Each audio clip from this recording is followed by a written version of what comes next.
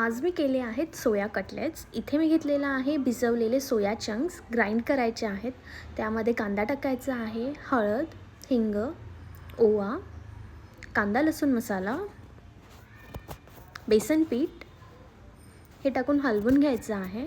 त्यानंतर आपण टाकलेलं आहे चवीनुसार मीठ आणि बारीक चिरलेली कोथिंबीर.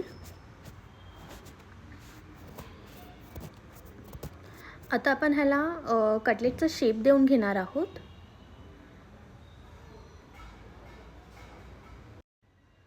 साईडला मी तेल टाकून पॅन गरम करत ठेवला आहे. त्यामध्ये आता आपल्याला हे कटलेट शॅलो फ्राय करायचे आहेत दोन्ही साईडने गोल्डन ब्राऊन होईस्तोपर्यंत.